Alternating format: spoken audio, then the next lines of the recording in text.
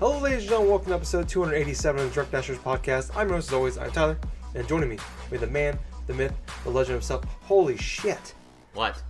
When I open the can, like my audio spiked like crazy, like I've never seen before. It's like just red now.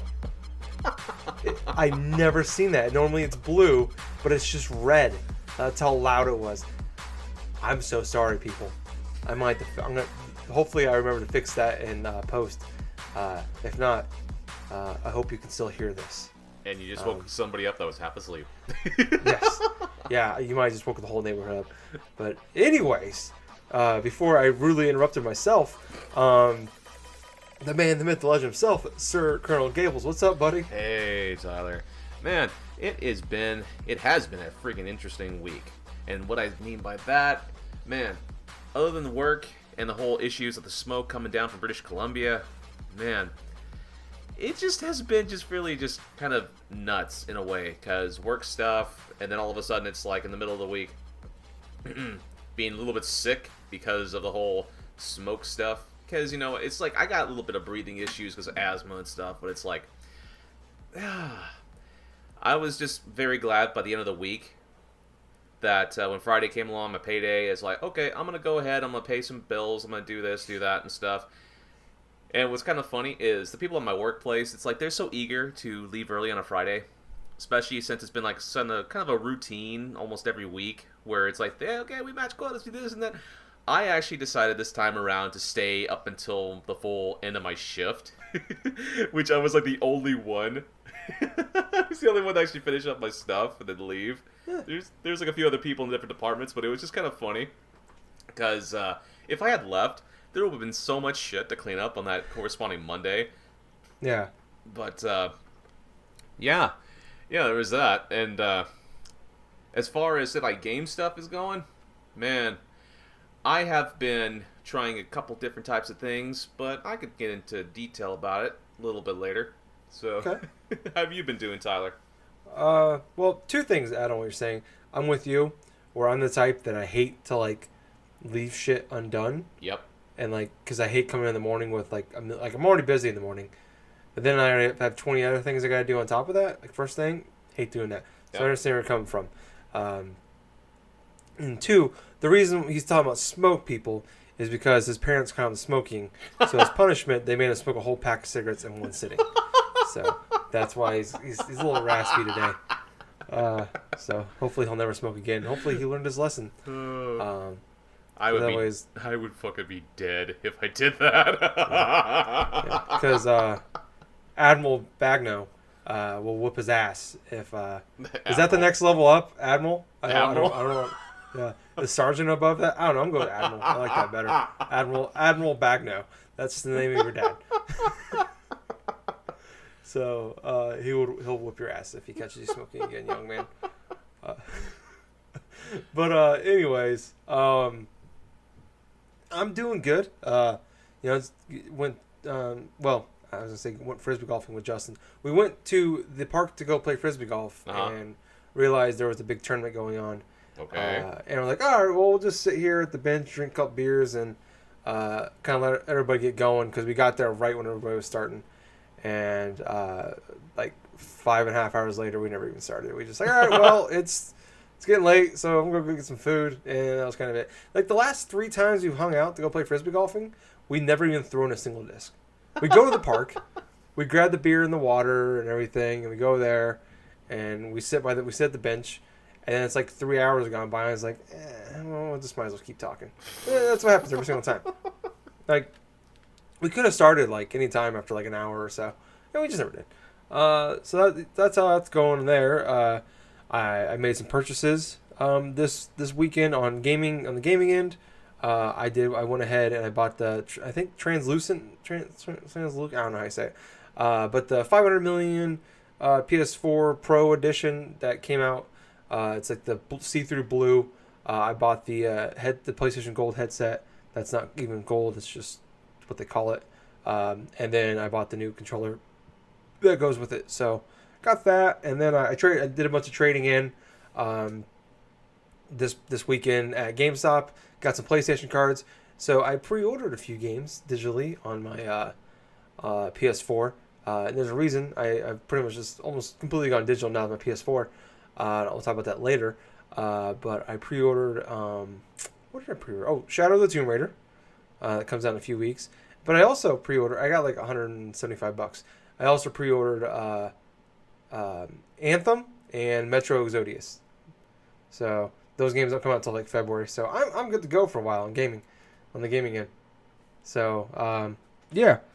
All right now. So Gamescom happened this week, Gables. So not there was a lot of news this week, but a lot of it was, I'd say a vast majority of it was it's kind of more details on things we already knew about. Some more gameplay, some couple new trailers, some small details on things. So we're not gonna spend a lot of time going over all that because we can. I mean, that'd be a 9-hour show if we went over every little tiny detail. Microsoft had a big event that was like 2.5 hours long. Announced some bundles, showed some gameplay for their games that we, like I said, already knew about. But I want to go over some of the news that did come out of it. So we have some dates and some games that were announced, things like that. We'll go over. First off, though, before we even get to the Xbox side of things or anything like that, Nintendo had a surprise, and it was oddly on the Nintendo UK YouTube channel. I don't think it ever actually made it over to the United States side of it. But they had what was called the Nintendo's Indie Highlight. I want to say that was Monday or Tuesday morning. This Gamescom, I believe, happens in Germany. About 20-minute video. Like I said, it was all indie stuff. So came out, started off with Bad North. It is a like a strategy game with like Vikings, and he's got it's like Advanced Wars, but with like Vikings. Prison Architect was announced. Bad North is out now. Prison Architect was announced. It's out now. Morpheus Law, that was I think a lot of people piqued a lot of people's interest. I think it was announced back at PAX East in like March. It's like the 4v4 shooter game, and like the more damage you do, the bigger you get. Morpheus Law, it's out now. I think it's like $20. Windjammers 1 was announced to come to the Switch on October 23rd, and they also revealed that Windjammers 2 is coming to the Switch as well. There is Reggie flying over my head. Windjammers 2 is coming to the Switch and all the other consoles in 2019. Terraria, I think that's how you say it. Is originally a Vita game. It's been on other things for a little while now, but it's coming out next year for the Switch. A game called Night Call is coming out in 2019. I think you're like a taxi driver or something. And you're trying to solve, you're also like a detective. I can't remember exactly how it went. Monster Boy and the Cursed Kingdom is a sequel to Monster Boy. It's coming out November 6th. The platformer. Gardens Between is coming out September 20th. Streets of Rogue is out this winter. Moonlighter is out this fall. This War of Mine comes out in November, which it's been out for a few years. I think it's been one of the free games on like PlayStation and Xbox's services. So if you have that, I heard it's fantastic. So I'll check it out. But if you want to get on the Switch, it's coming out this November. Children of Morta is coming out early 2019. Everspace Stellar Edition, it is like a flying roguelike game. It's coming out early 2019. Baba Is You is out this fall. And last but not least, Slay the Spire is out in early 2019. So we both watched it. Did anything of interest come out to you on this? Oh, inside that video and stuff, the ones that really caught my attention most was just the unveiling that Windjammers coming to Switch, plus an actual sequel to Windjammers coming out on all the platforms. Yeah, that was a shock. That was a shock and a half right there, since Windjammers in and of itself has been around since, like, I think the 90s in arcades and stuff. Yeah. And more or less in the past couple of years has actually made it stateside because of the PSN, like everything else. It's like, whew. That game is really fun. It can be very addicting too. I've never tried the online of it, but if you try to do the arcade mode of that damn thing, it's so tough. It is really tough because you gotta go and it's so technical. It's so basic in nature. But I would love to play that thing on the go again. So, yeah. I think it was like we got it on PlayStation, like PSN Plus. I think we got it for free on there. But yeah, I mean, I came out of it like Moonlighters looks kind of cool. What really shocked me was just like the sheer amount of like roguelike games there are now coming out for the Switch. Oh yeah, it's like a flood of them. Yeah, like that is like the. I mean, it's been a popular genre for a while now, but it just feels like that's like the new indie thing is like it's like Exploding. yeah, and it's just bigger now than ever. Like I think 4 or 5 of these games are roguelikes, and I'm not trying to knock that genre, but for me personally, if I hear roguelike and when they describe a game, I immediately like yeah, I'm out. Just got exhausted of them. Yeah, it's just like that whole genre. I just don't care about at all. And I'm not saying that the games are bad or anything. It's just like, not my thing. But yeah, so most of this I didn't care for. Moonlighter looks kind of cool. It's like a top-down adventure game. Had some Hyperlight Drifter-esque flashbacks to me. But speaking of actually, well, yeah. There is also another Nindies event on Monday, on the 27th. So if you are wanting some more and nothing really tickles your fancy out of this, there's going to be another one. And I'm crossing my fingers for Hyperlight Drifter.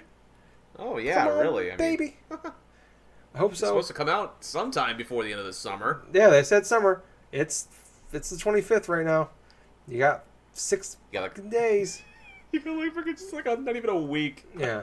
Well, Dark Souls they said was coming out this summer for the Switch, and it was like now it's coming in October. So they didn't really explain that. But yeah, that's what I mean.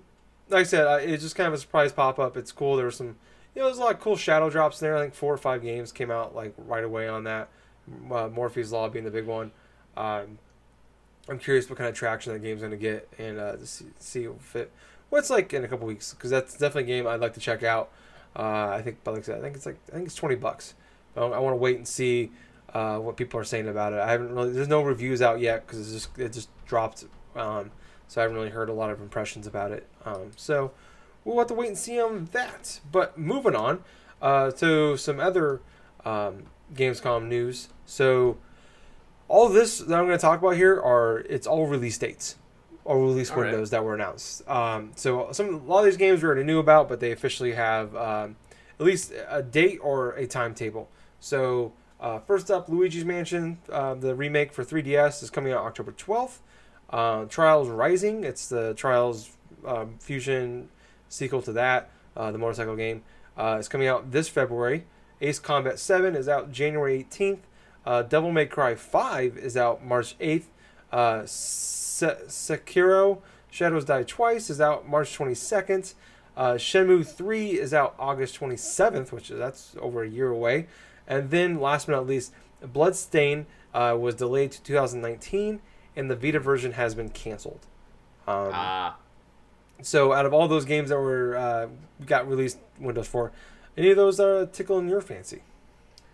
Well, it's kind of disappointing that Bloodstain got delayed until next year, but at the same time, I'm kind of glad that they are getting enough time to try to iron out that game, because even the last time I was hearing rumblings and stuff from like people who had pre-purchased and stuff for that the Kickstarter that was going on, that there were some things that did need to be ironed out in terms of the gameplay, in terms of like the graphical fidelity. Yeah. And since they pretty much tidied a lot of the gamers over with the whole Curse of the Moon and stuff earlier on this year, that in and of itself, I am more than happy to wait, because that game was pretty good, in my honest opinion.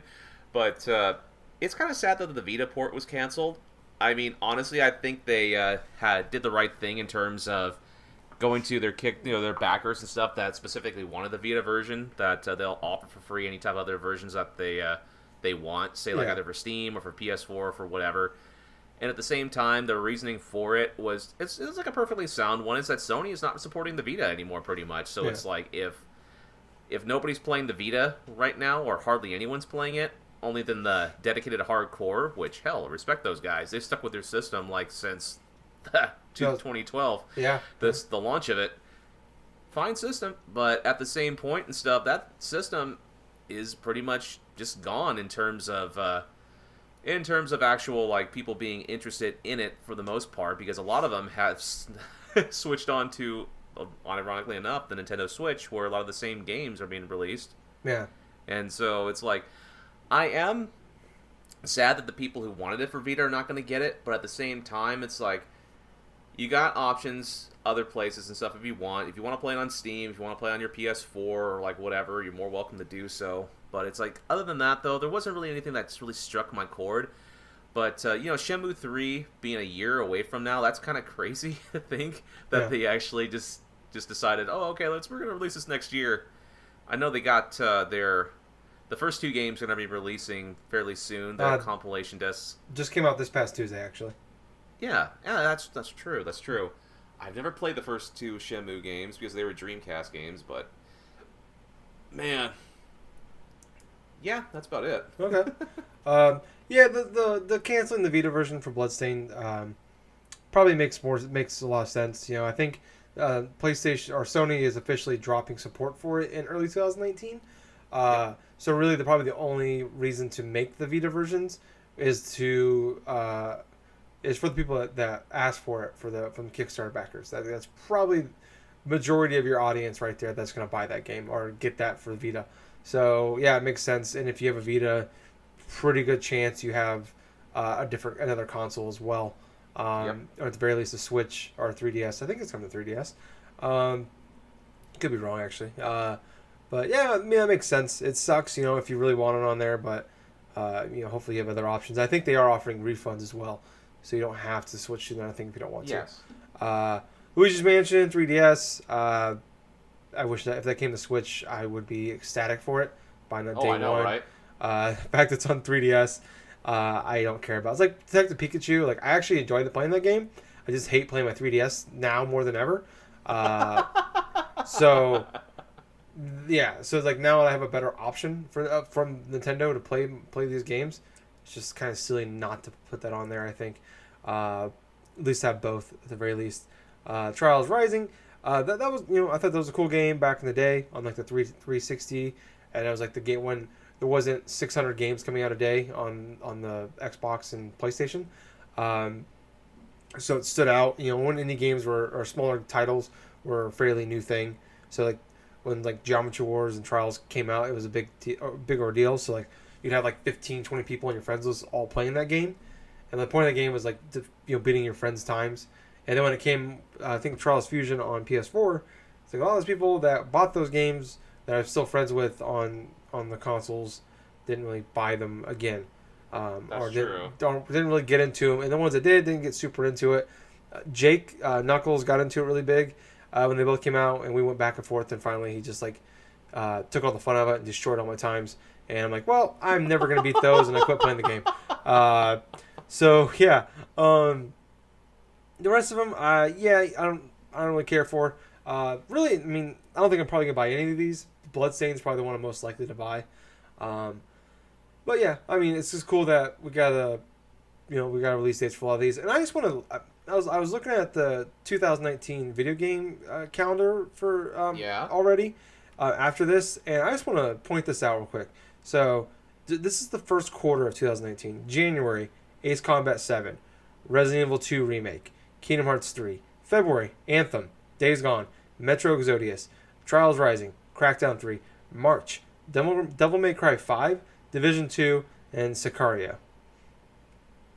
That's the first 3 months of the year. And there is 1, 2, 3, 4, 5, 6, 7, 8, 9, 10, 11.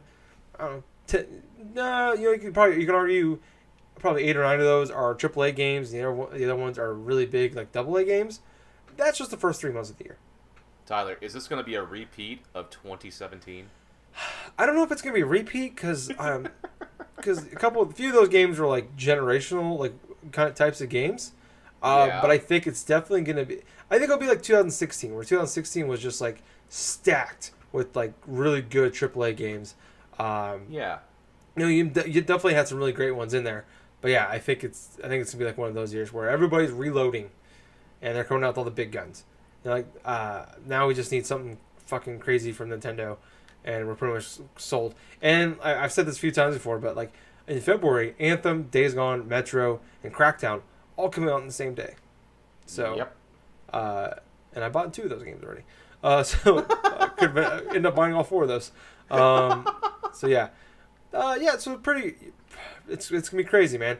I think we got a fairly there's a lot of big AAA games coming out this year, but it's not as jam packed. Like September's got a few good ones in there. October's crazy with like Call of Duty, Assassin's Creed, Black Ops, Red Dead, and then the rest of the year is kind of like not a lot. So it's not a super. It's not. I feel like it's very condensed this year. Where typically you see a little more spread out. It truly is. Yeah. So.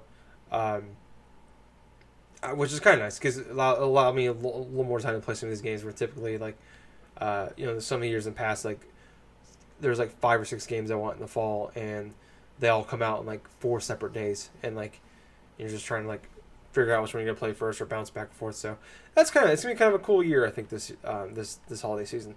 But moving on to some other Gamescom news that came out during Gamescom. Supermassive Games, who are the people that made Until Dawn. That a lot of people loved. It kind of came out of nowhere. It was like a PlayStation Move game that was converted on the PS3 that was converted to PS4, and it was no longer a PlayStation Move game. So I think a lot of people, when it came out in 2015, I think a lot of people were down on it, and I think a combination of, kind of there wasn't a lot of hype for it, and then also Twitch kind of blew that game up. And it kind of came out of nowhere and took a lot of people by surprise and took me by surprise. I know, and Justin by surprise. I think it was my number 2 or 3 game of that year. I know Justin had it in his top 5, and I believe Jake had it as like one of his 3 or 4 biggest games of that year. Nice. So I remember saying actually at the time that I would love it if every couple of years, they just they kept the Until Dawn name. And they just made their own. Every game was different with new class characters, a different setting, blah blah blah, and just keep doing that. Well, turns out they're doing that. Not that it was like my idea, but it's just kind of cool. Like, hey, I said this like 2015, and now it's happening. So I'm super excited for this. So Supermassive Games has revealed that they're calling this the Dark Pictures Anthology. So they have about 39 ideas they said they had for this. So every game is going to be. So it's all gonna be under. They're all gonna have their own separate name, but they're all under this anthology, Dark Pictures. So the first game is called the Man of Medan, and it's like you're on your cast characters on a boat or something like that. I'm not quite sure what's going on with it. I'm purposely not trying to watch anything about it just because I don't want to spoil anything.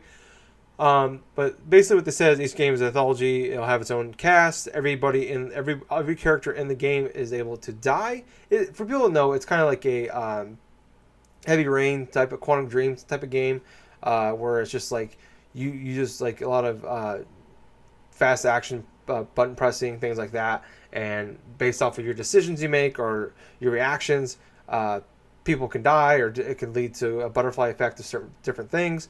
So they announced that the Man of Medan is coming out in 2019. No time period other than that, and they plan to release two of these games every year. So wow. I am incredibly excited for this. One of the coolest things that's come out, I think, in a while now for me, just because I love that game. And I tried playing. I forgot what it's called. It wasn't stupid, but it wasn't. The one that it was the PlayStation. Like you had to play with your cell phone on the PS4, and I hated it. I hated playing with the phone. What is that called? God.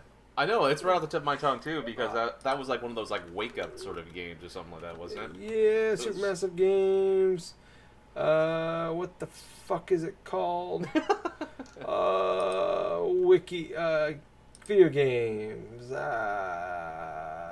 Hidden Agenda. That's what it's called. That game.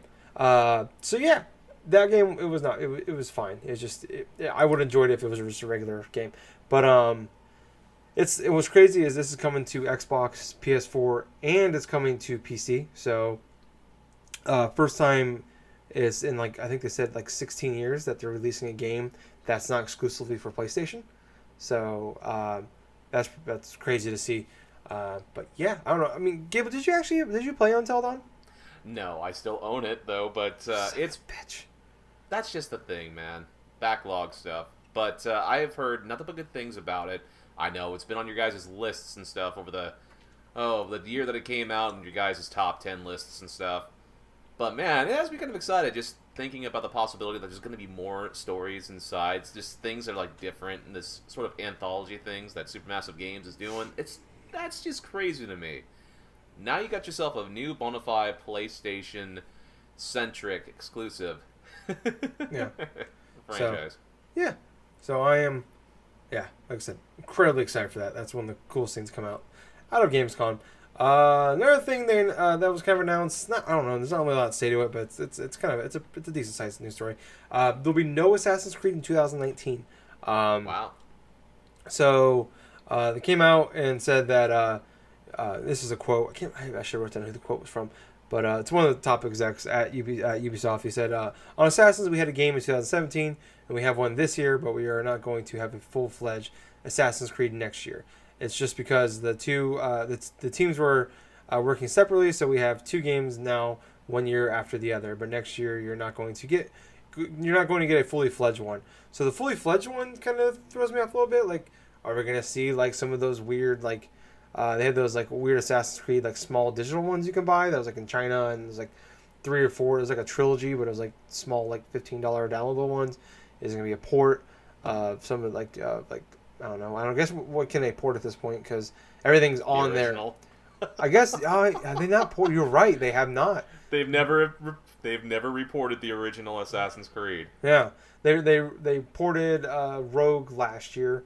The year before that, they did the Ezio collection. I guess the only ones they haven't technically you can't play on the current consoles are the original and 3. And I doubt they're gonna port 3 because nobody liked that game. No, they're probably gonna revamp the original. Yeah, I could see him doing that. I guess that makes sense. Dude, just have them just full on just fucking reboot the original one. That's what I would like. Yeah. Oh, I wouldn't mind that. Go back to. I wouldn't mind. Oh man, going back to the things of the Assassin's Creed would be great. Man, did you just remember though that time like when that game officially came out and stuff, Assassin's Creed back in like what was it 2008 and stuff like that? 2000. Yeah, I think you're right. 2008. Yeah. Dude, it was like the game in and of itself was all right, but there was so many like little things. We didn't know it was going to be like a massive franchise back in the day. It wasn't until the second game came out, and it's like, okay, now they're annualizing it. Yeah, I mean it's the thing I've said before about like Ubisoft is like they always have some cool ideas, but they don't really have them like worked out. Like Watch Dogs was a really cool concept, but Watch Dogs 2 is like what really took off. And same thing with Assassin's Creed. So. Yeah, it's crazy to think about that. Yeah, it was like that was a really cool game. I liked it back in the day. Then like 2, I was like, this game's fucking fantastic. This gives me hope. I was hoping that this year we get Watch Dogs 3. This is telling me, man, we're getting Watch Dogs 3 next year. That's what I think we're gonna get. Oh boy. But so I wouldn't mind that. You know, you get like if you get 2 Assassin's Creed, then a year off, and you get the new Watch Dogs in there. I'd be cool with that. I'd rather see Watch Dogs every other year, and then you get Assassin's Creed every other year. But whatever, beggars can't be choosers. I'm just happy. Well, I'm not happy because I don't know if it's actually a thing, but I'd be very happy if they just keep making Watch Dogs games. Which we got to hear leaks here soon. Those games leak months in advance, so which is funny. A hacking game gets leaked. But yeah, I mean it just makes sense. There's not like I said, not a lot to say to it. That's a good thing. I think a lot of people were like kind of shocked and about Assassin's Creed Odyssey. It's kind of weird. You gotta say what you mean. You can't just say Odyssey because there's like so many fucking games with Odyssey in it now. So you have to say Assassin's Creed Odyssey, which is just annoying for me.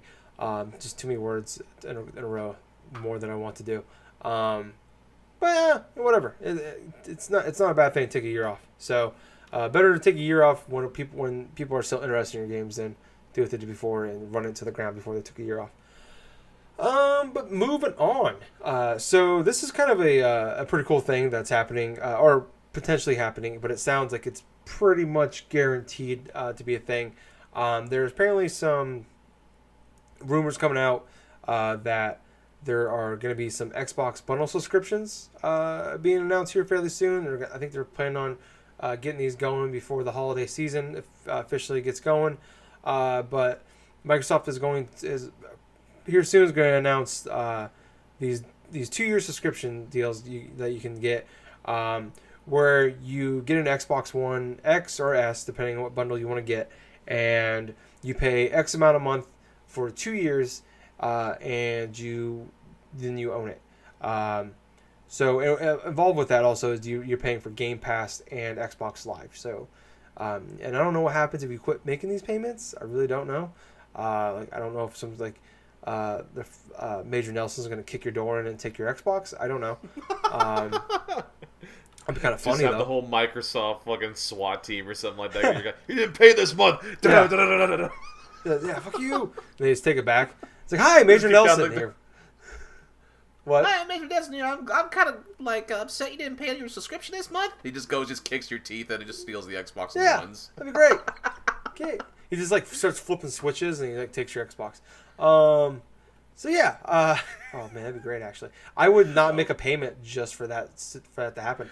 Could you just imagine just him just busting in and stuff like that, just knocks over conveniently the damn lamp or something like that. It's like, oh, that's a nice lamp you got there. Wouldn't be ashamed of anything. Oh, well, there he goes. He just like he goes to your bathroom, fills a cup full of water, There we dumps go. it on your PlayStation, and takes your Xbox.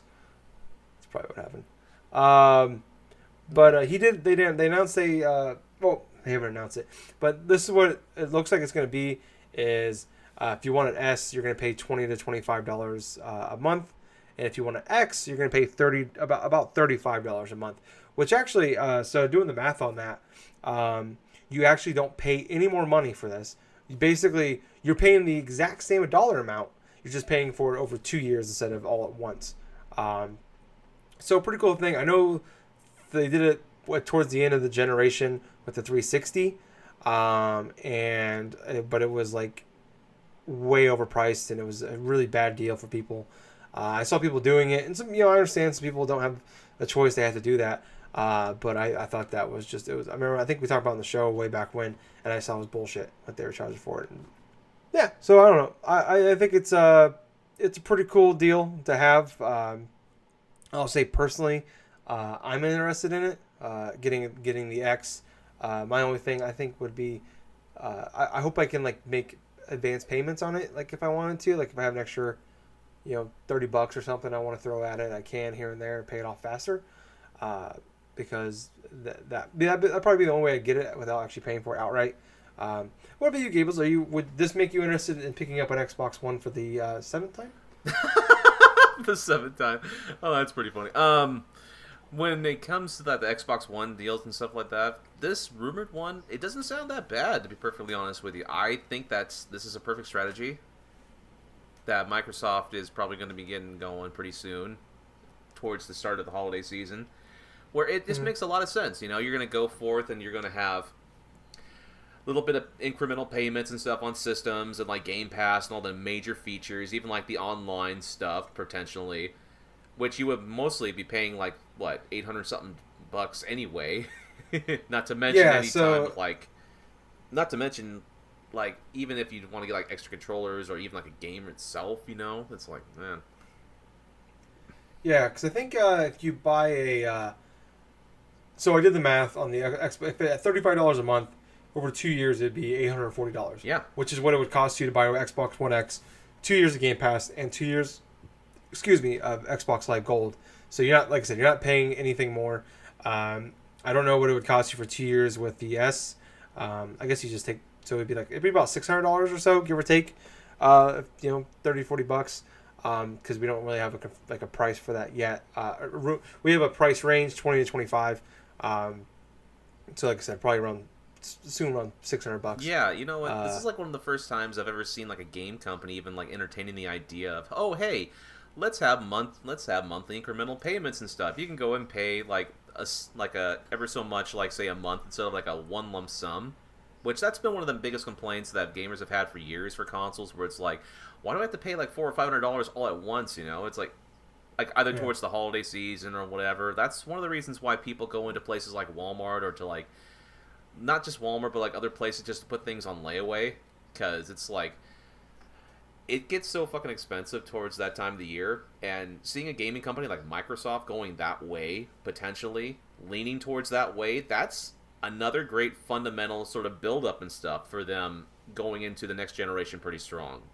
with everything Yeah. else on top of everything that they've already done this year to really improve the Xbox One's interface and experience and stuff, that's really fantastic. Personally, in my opinion, I still have no interest in playing the Xbox One. That's fair. I like I said before, like I'm always planning on picking up one here eventually. Oh yeah. I was always just planning on picking up the S. When like Gears 5 came out and stuff, and if anything else in between that comes out that I'm interested in. But if for a little bit more, if I can, for a few bucks more a month, I can just get the X. I'll just do that. But yeah, it seems like every 3 or 4 months, Microsoft comes out with like this incredibly awesome consumer friendly deal, and and I go through this whole rigmarole every time, but it's just like they keep fucking finding ways to do really awesome things for gamers. So yeah, it's just cool to see that. And they're like this, like we've said in the past, like they are setting themselves like they are pretty much they know they've lost this generation. Yep. But this is all setting the landscape for the next generation. It's pretty exciting, honestly. Yeah, yeah. Especially with the E3 when they announced all those new developers that they purchased, the companies they bought. So they are setting the groundwork for the future, and I can't wait to see what else they got. So yeah, it's awesome to see that. And the final topic of the show, we've actually flew through these a lot faster than I thought we would. Wow. Amazon is officially killing what's left of the video game discount deal, where I think it was just 2 years ago they announced this, where you got 20% off video game items. It was including amiibo, collector editions, everything. And then they slowly started backtracking. It was it's only if you pre-order games. Only if you buy the games within 2 weeks of them coming out. Then it's only if you pre-ordered them. Then it was now you can't. Now you don't get discounts off of amiibo, or you don't get discounts off collector editions. Now they are officially going away with it. August 28th, this Tuesday, is the last day. I don't know if you can do it on Tuesday, or if Tuesday is the first day it's over. But maybe just Monday, if you got games you want to buy, pre-order them now or Monday if you listen to it by then. But on that day, it's gone. You no longer get discounts. What they're going to do in its place is for certain games, and there's a list out there now, and it's mostly the big AAA games that are coming out. You get a $10 store credit that you can use on most things in the Amazon on the Amazon. And so one of the kickers, though, I didn't realize this until earlier today, and this is something they didn't really talk about when they announced it, is that $10 store credit. It takes 35 days, so 5 weeks, to get that credit, and you only have 60 days to use it after that. Man. Yeah, so you don't they didn't specify what you can't use it on. They said you can use it on most things. So it sounds like the good thing is you don't have to buy another video game to use that gift card. But yeah, I don't. It's just kind of sucks. And like I was saying at the beginning of the show, about me buying pre-ordering all those games digitally. This is I bought Amazon Prime for this, and then I realized I have Best Buy Gamer Club is way better. Now that's gone. My subscription for that ends in February, so after that I no longer get my discounts. So it's just kind of I unless you're I have argued. I remember for all the time for years, probably for months or years, for the beginning of the show about how I hated digital. I hated the idea of going digital. I like trading my games in. It's bullshit that they're at the same price. Now here I am. It's I don't really see the point in buying and paying for physical copies of games anymore. It's I still trade my games in here and there. I traded a bunch of games in today, but for the most part, I've said before, every game I bought for PlayStation this year that I bought on launch day has been digital. The only games I buy physically now are my Switch games. I don't know why I do that, but I think it's just maybe because of the storage space. It's definitely the storage space. That's why I do it too. Yeah, because I have the 1 terabyte PS4, which I can easily manage that.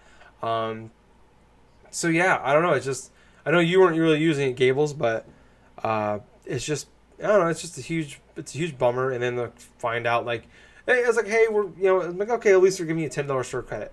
Oh, it's only on some games. oh well, it's still it's something instead of just getting rid of it. Oh no, you gotta wait 5 weeks and you gotta use it within 60 days.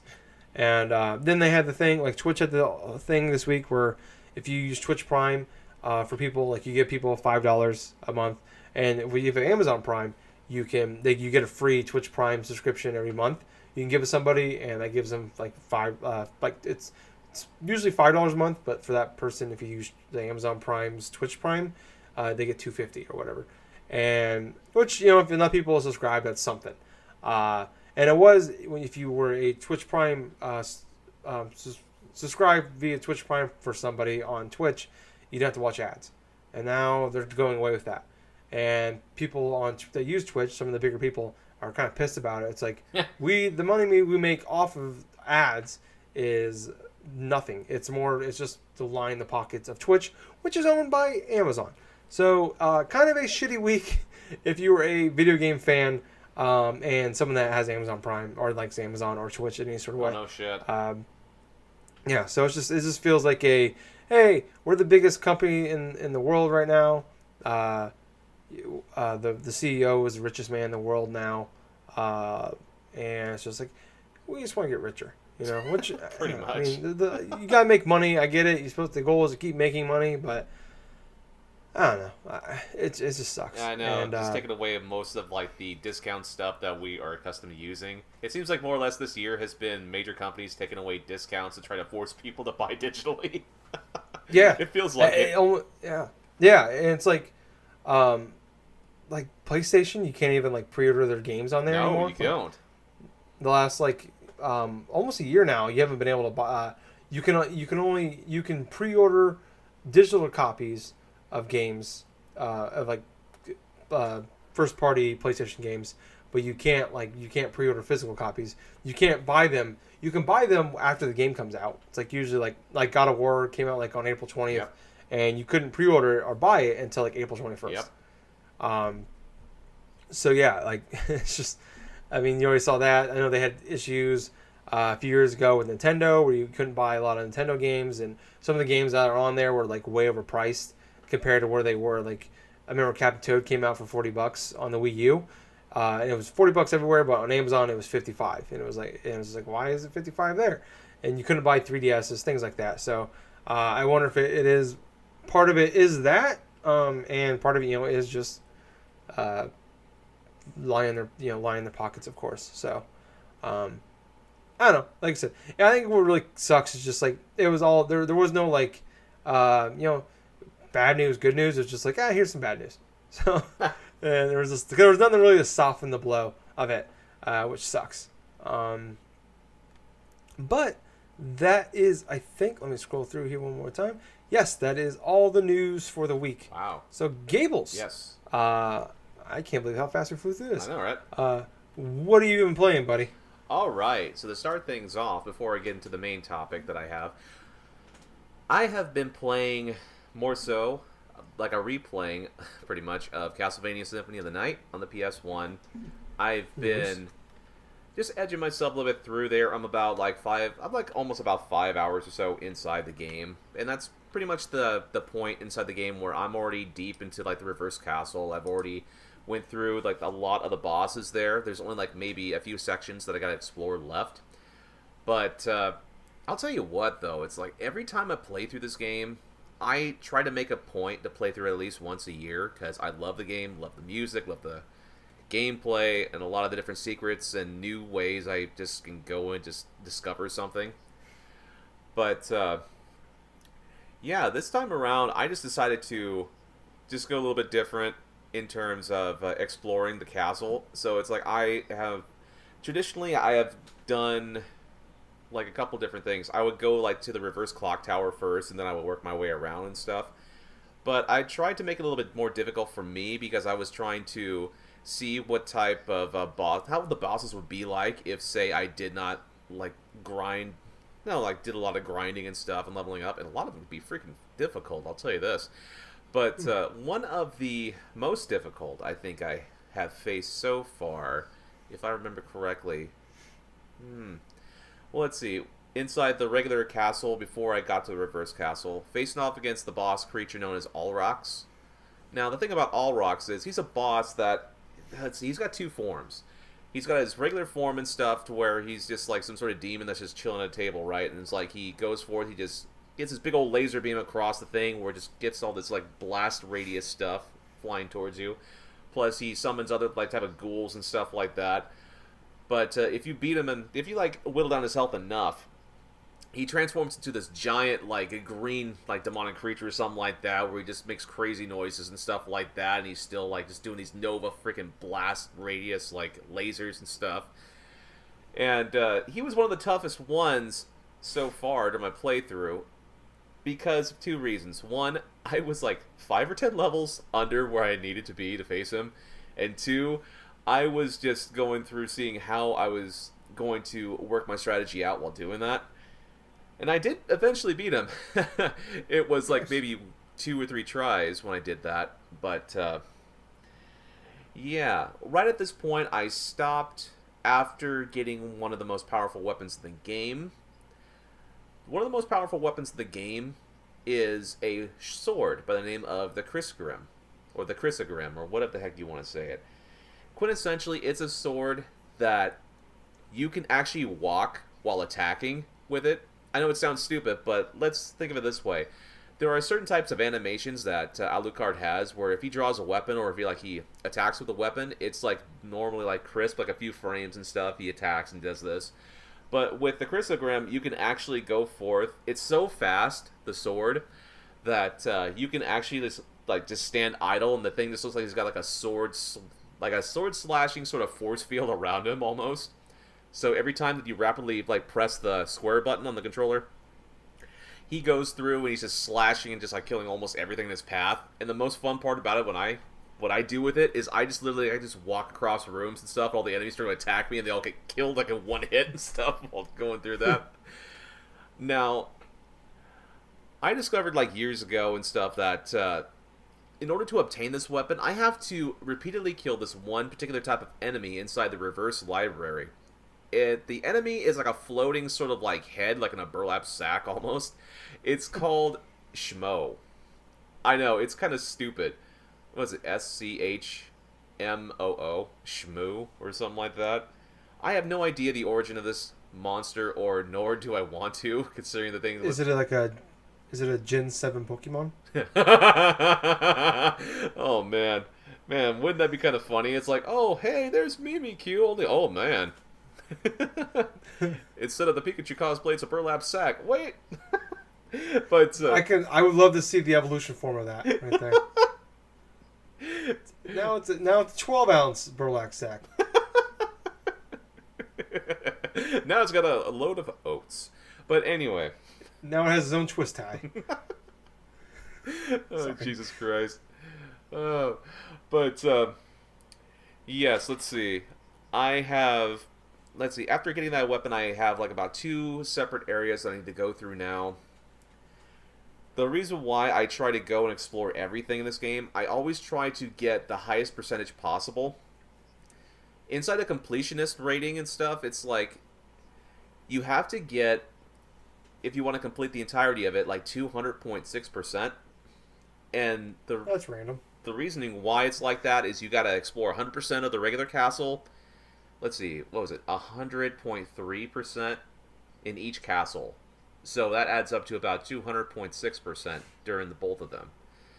So it's like, I got the clock tower, the reverse clock tower I got to go through, and I believe I got to go through the catacombs, which the catacombs houses one of the most powerful bosses in that entire game. And it's an optional boss, and that's the biggest pain in the ass. Here's the thing, Dracula, he is not the toughest boss inside of Castlevania Symphony of the Night. No. There is a creature that stands almost 30 feet tall that's inside the catacombs in the same room where you face off against, like, Legion, that big old mass of bodies and stuff like that in the regular castle. So, what Galamoth is like this gigantic bull creature that's inside of the plate of armor with, like, a scepter, right? And he shoots out thunder, like thunderbolts from his, like, a freaking, like, a rod. And so, basically, what you gotta do is you gotta find a specific piece of armor that's going to help you against this creature, because basically what it does is actually neutralizes the electricity, the thunder attacks that creature throws at you, and I think it's also supposed to heal you a little bit too. So I forgot where that damn piece of armor is, so that's going to... I always do that. There's always, every single playthrough, it's like, where's that armor? Where's that armor? I have done it a couple times in like the past 10 or so years of me trying to play this game, where I've gotten to that boss, and I think I have beaten that boss without having to use that armor. I think once I did it with like using Poison Mist, which that took a hell of a lot of time, and I had to replenish a hell of a lot of magic with items. But no, the last time I did it, I basically had the armor with me, and I got into my cloud form, went into the back of him, and I started punching his heel repeatedly with my jewel knuckles like weapon that I had, which is basically my character's going through a rapid punching like his foot. Up until, he ends up like dying and stuff. But it also houses like another type of extended like relic or something like that behind there. But other than that, though, let's see, I'm pretty close to beating Symphony of the Night for this year. But another game that I had been playing was Earthbound on the 3DS still. And the thing about Earthbound is it's one of those games where I've picked up on and off again, played a little bit of it, got a little bit far into the Super Nintendo version, but I stopped because I stopped directly at the freaking Kraken boss, which I had no idea what the hell I'm supposed to do. Because I get to that boss, he kicks my ass, because I have all my party members and stuff. I think I was just severely underleveled at the time. That's what I personally think what happened. But with this playthrough, I am past the city of Threed. I'm inside this desert, right? And what's kind of funny, exploring this desert, you get to come across these random items that are inside these presents, because that's what Earthbound does. Every time you find like items, you either find them inside these presents that are conveniently wrapped in the middle of nowhere, or you dig through garbage cans and find things like burgers and all this other stuff. But there is this one moment actually inside the desert that I laugh my ass off every time I see it. Is when I go around the desert and all of a sudden I go towards the middle of the road and stuff like that. You see these three guys dressed in these Mexican like mariachi band uniforms, right? They are a band of guys that you pay a little bit and they act like a slot machine. They basically turn around in a circle, and if you get like 777s with them, they give you like a PSI caramel, which basically replenishes your like magic meter, pretty much. That game's equivalent of magic, or psi attacks, psychic attacks. What's funny is their names. It's like you have two brothers and their friend, right? One's Poncho, the other was Pincho, and the last one is named Thomas Jefferson. Makes sense. Totally saw that coming. I know, I always read it like, hey, I'm Poncho. I'm Pincho. It's like, I'm Thomas Jefferson. It's that odd sense of humor that that game has, and it's so charming. Just every little bit here and there. It's like from the NPC characters, from the enemies you fight. I mean, speaking about the enemies you fight, I finally made my way to the city of Fourside, which the city of Fourside is exactly what you would expect, right? It's just, there is this gigantic X. This town is like a gigantic X. You have the buildings and everything else all set into place and stuff. And once you open up the town map, it's just this gigantic X, like with all this like cities placed upon. So you got your motels, you got all this various other stuff. The enemies of this city is really kind of funny. You have like this really cranky lady that you fight and stuff, and you have these freaking like old business dudes that are like obviously drinking alcohol, but they call it like cappuccino. And get this, like the way they lower down your stats is they basically groan and bitch about today's youth, and it drops down your guts meter or something like that for your characters by a few points, which is pretty funny. But one of the more funnier enemies I've come across is like a taxi cab. I'm battling a taxi cab with like my group, my party, and stuff, and it just honks and like just lowers down the freaking guts meter, all this other shit. But Do you use like Uber attack on it or lift? I'm almost expecting that, all honestly. Yeah, But that's Earthbound 4. oh my gosh! But at the same time here, I got my party. My party is actually pretty close to the mid 30s. They're getting closer to it, which I'm very happy about because I want to try to grind a little bit in that game so I can go forth and tackle the reverse, like the parallel dimension thing from like Forest Side, which I think it's called Flip Side or something like that. But yeah, that's Earthbound in of itself. And of course, the last game that I've been playing, which is pretty obvious by now, I'm still still trekking through World of Warcraft stuff.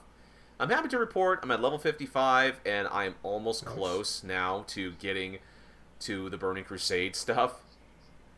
Because, to be perfectly honest with you, what my main intention is, I want to go through the original sort of game that was more or less based off of the vanilla form of WoW, and then I want to go through each separate expansion before I go into the freaking Battle for Azeroth stuff. My friends think I'm crazy, but you know what? I am crazy like a fox. I'll just say it right now. Because it's like, I want to experience the game from the beginning all the way to the end. That's just how I do it, inside chronologically speaking, with games. But I'm at this point right now where I'm in the zone. This zone is called the Plague Lands, right? It's separated from the West and the Eastern Plague Lands. I completed all the quests inside the Western Plague Lands. It was fun doing this and doing that. I go into the Eastern Plague Lands. Not only is it bigger, and it has like 5 separate like main storyline quests that branch off for different other types of quests and side quests and stuff. But man, the enemies are getting a lot more difficult in terms of how many of them there are. Now, there is a term for when a mob of creatures and stuff go forth, or a mob of like enemy players or something like that go forth and attack your character all at once. It's called ganked. I know it's so stupid, but at the same point, I've been.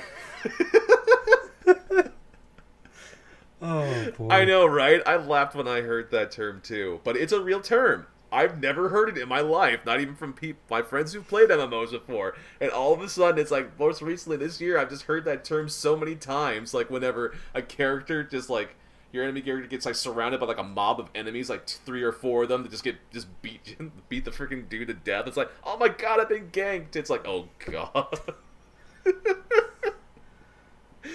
Oh boy! And one sounds so much worse than what it actually is. I know, right? And one by one, Colonel Gables is learning MMO terms. Oh god, I hope I just kind of hope I'm not going to be turning into the Saint Mantooth of freaking this podcast. You're gonna have to have like the MMO speak of the week or something for us. Oh Jesus Christ! Oh man, the only people who are gonna understand that freaking reference are the ones of our friends that talking shit. Yeah. And yeah, like a third of them might know what that joke is. I know. That's what's funny about it. But anyway, continuing on, it's like I've gotten pretty close to where I wanted to be. It's like one of my friends, she just keeps on asking this, like, you know, I got a goal for you. It's like, you try to get to level 60 or something by the end of this, like, by the end of the weekend. I'm like, okay, I'll try that. And let's see, Friday night, I was tired. I leveled up 1. Today, I tried leveling up, so I got kind of, like, distracted because of, like, all the other quests and how long it was taking because of how strong the enemy mobs have been against me. So I did, like, about 1 level. So it's like, oh, okay, I'll see what happens tomorrow. But, yeah. Yeah, you know what? I'm still having a lot of fun playing World of Warcraft and stuff. But, man, oh man, I have found myself where I need to take little bits of breaks here and there and just play some other games too. And even that, I've even done little things just away from gaming too. Watch movies, watch this, watch that, you know. And it's just kind of weird for me that I have a game now in, like, at this moment in time where I actively want to keep on playing it day after day. Tomorrow will mark 1 month. 1 month since I've played World of Warcraft. And that time went by fast. And I think maybe 1 or 2 days I haven't actually played that damn game. But yeah, that's pretty much what I've been playing in a nutshell. So Tyler, what about you? So I'm kind of in that weird in between stage where like I talked about last week, all the games I got coming out the next like month or so. So I'm just kind of waiting for Fire Pro Wrestling to come out on Tuesday. So I haven't really tried to. God damn it! A game does come out on Tuesday. Yeah, it is. I can't wait. Yeah. So I'm just kind of waiting for that to come out. So I didn't really want to delve deep into anything. I was gonna start at Vampire, and I was just like, I remembered. I'm like, yeah. I looked up about how long that game is. Yeah. Without spoiling anything, it's like 15 to like 25 hours. Okay, like, so it's sort of standard. Yeah, so I'm like, all right, well, I'm like, not enough time. I don't have enough time really to play it without forcing my way through it really quickly, and I don't want to do that with that game. So I'm like, I'll hold off on that when I have time. That's going to be an extra life game. I kid you not. That's what I'm thinking. It'll probably end up being. I played a couple of like games. I'm of course playing a bunch of Madden. A couple games that I've been playing. One game I played a lot on the plane. Like I bought a few games to play on the plane ride to and from Vegas. I bought like Crossing Souls and Sushi Striker. And I bought something else. I don't remember what it is now. Oh, I just brought I brought Captain Toad with me. There you go. And I was like, I'm gonna play these. And then the day of the flight, Picross 2 came out for $8, and I spent the entire plane trip to and fro playing Picross 2 Dude. for 90% of that time. Dude, so you actually played the Picross game. Oh, I fucking love Picross. I love the Pokemon Picross game that came out on 3DS a few years back. I talked about it a lot back then, but I was just like, the only problem with it was the free-to-play elements of it. I hated that. I said I'd gladly have paid $10 just to have a Picross game. Wow. On the 3DS. You know what's really surprising? It's like when you still had a 3DS, I'm very surprised you didn't try to play Mario Picross, dude. I didn't know that was a thing. Dude, I talked about it like for a good solid couple shows, I think. Was I sober? I think you were. Was it during the show? It was during the show. Mario Picross. That thing was awesome. 80-20, I was drunk. So that's probably what it is. You should have told me when I was sober, Gables. This is your fault. I'm blaming you. No, I mean, I didn't really know what Picross was until I played the Pokemon one a few years ago, and then they announced Picross came out last year for the Switch about this time, and it was like $7, and I bought it and fucking loved it.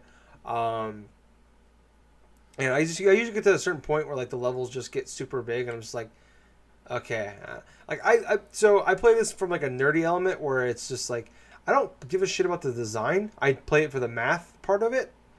So that's why. So I don't really care when it gets to like the 15 by 15 and the 20 by 20. I'm like, all right, this is just getting insane. I'm just here for the math. That's the nerdiest thing I've ever said in my entire life. I'm just here for the math, guys. Fuck me. You called me a nerd. Yeah. God damn it, you're right. I deserved that one. Fuck. Yeah, I don't know. I played a bunch of that. It was just funny. I bought like I don't know, $90 in video games to play, and the $8 one I bought the day of the flight is the one I played the entire time. And I played a good chunk of this too while I was listening to Jake snore. So it's about the only thing keeping me sane for good chunks of my travels. I did actually play a little bit of Sushi Striker. I played it for a couple hours, and it's an okay game. It was like $50 when it came out. I wanted to get it when it first came out, and I saw it was like $50. I went, ooh, I'm gonna wait. It was on sale for I think it was like $26, $27. I bit the bullet. And it's a fun game. Like so, it is like the story is kind of dumb, but it's basically like people are like hoarding sushi from each other. Like so, I don't really understand it. Something about sushi, and then this kid who doesn't know what sushi is, all of a sudden loves sushi. And he'll do anything for sushi. He's like Luke Skywalker with he just found out what the Force was, 8 minutes ago. And now it's his entire life. Like, that's all he gives a shit about. It's like this, but this kid with sushi. Now all he cares about is sushi. And, like, there's people trying to attack him and take his, like, you have these weird sushi things, creatures that, like attract to you. And now you have, like, their powers. It's really dumb. I don't understand it. It's anime as fuck. So that's, like, my main problem with it is I just don't like anime. And it's just so many goddamn cutscenes and, like, bullshit talking. I don't care. Like, the game is fun. But it's, like, the game part of it is, like, 15% of the game. Like, the rest of it is just, like, cutscenes and a lot of dialogue. And I don't care. I'm not here for reading. I'm here for the math, okay? We went through this. And there's just too much reading. There's no math. There's some. There's not a lot. The actual game part of it is, it's like you versus this other guy. And, like, there's, like, these, like, conveyor systems with plates of sushi on them. And you got to match the colors of the plates. So all the sushi are on plates. And, like, you got to, like, they got to connect. And the more you get in a row, like, the bigger the combo you make, and you build up these bars, and then, like, you attack him, and you're the first one to, like, knock out each other's HP wins. And that's the game. It's super simple. It's a little. I tried it with, like, the touchscreen on the plane a little bit, and I thought that worked really well. But doing it with, like, a controller, not as reactive as you would like. It's definitely made. It's also on 3DS. This was a 3DS game that they midway through development also decided to put on the Switch. So yeah, so it's fine. Like I said, I didn't really care for it. If you are interested in it, I mean, if that sounds interesting to you, what it is, check it out, I guess. But oh man, why are you laughing? Why am I just imagining right now? It's like Tyler Courtney, 2018, 5 out of 10, anime as fuck. Mm-hmm. Yeah. We found something else outside of roguelikes I dislike. It's anime. Well, I think we knew I hated anime, but it just destroys the game for me, even a game I somewhat like. So it was funny. So I booted the game up. I hadn't played it at all yet before we went on the flight. So I started playing it on the flight, and the first, like, 15 minutes was it's an anime cutscene, and I got, like, so embarrassed that maybe the person next to me is looking at what I'm playing that I turned it off. I'm just like, I don't want anybody to see me playing this game. Like, I was so ashamed of this game that when I was at the hotel room, I played the first couple levels, so I got past that. So once that part was over, it wasn't as bad. But yeah, that was a low point in my life, playing this game on an airplane in front of other people. But the nerdy math game was not somehow. So yeah, that's how I guess I deal with things. That's how Tyler deals with things, I guess. But yeah, that is. Oh, I forgot. What? I played Metal Gear Survive, Gables. What? I played Metal Gear Survive. You actually tried it. I did. Okay. Tell me about it. It fucking sucks. It's fucking garbage. Fuck that game. And fuck you, Konami. I don't really have much more to add than that. It's just, this should not be a Metal Gear game. This is like, hey, we have an engine, guys, that we pay millions of dollars for. Well, so let's use it. Okay. That makes sense. That's a smart business move. Okay, well, let's make this survival game where you just play Horde mode over again. You don't have any cool guns. We have the bullshit thing where, like, you shot them up with the fucking balloon, but it's not even as cool as it once was in there. You can't even like shoot goats like up. It's just zombies, and they don't make funny noises when they fly off. They just go into a hole and they're gone. And you don't shoot anything. There's not really much sneaking. All you do is you just fucking stab them with a spear through the fucking fence. That's the goddamn game. That's all you do. It sucks. Fuck that game. And fuck you, Konami. So, that is my review of Metal Gear Survive. So yeah. Good job with Symphony Night, but fuck you. For Metal Gear Survive. So yeah, I think that is everything this week. Sorry to end it on a bummer with Metal Gear Survive. But if you like us, check us out on Facebook. We have a page and group, Drunk Dash Nerds Podcast. Like and join us on there. On Twitter at Drunk Nerds Pod. Follow us on there. On twitch.tv/Drunk Nerds Podcast. Follow us on there as well.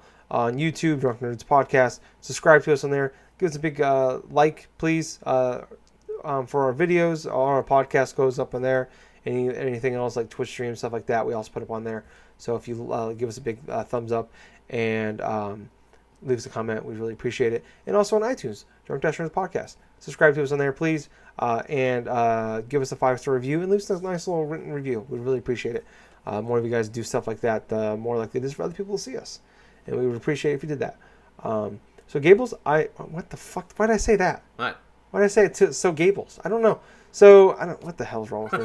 Metal Gear 5 has destroyed my world. So guys, I don't know how do I end the show? Do you remember how I ended the show? I forgot how to end the show. Well, you would normally recommend people to go to our Facebook and our Twitter pages and stuff. I did all that. That's done. That's yeah. So I have been your host. Yeah, that's how it is. Thank you. Wow. I don't know what happened there. You just blanked. Metal Gear Survive does that to people. Yeah, I think I just rage blacked out. So I've been your host. I've been Tyler. And I have been Colonel Gable. So until next week, everyone, don't play Metal Gear Survive. Anime things like Sushi Striker is anime as fuck. And among all else, have yourself a fun time. Play yourself some good games. And above all else, listen to a fun-filled episode of the Drunk Dash Nerds podcast. Yep, and check out our podcast next week, Drunk Dash Math. And Gables? Yeah. Too sweet. Too sweet. Bye, guys. See ya.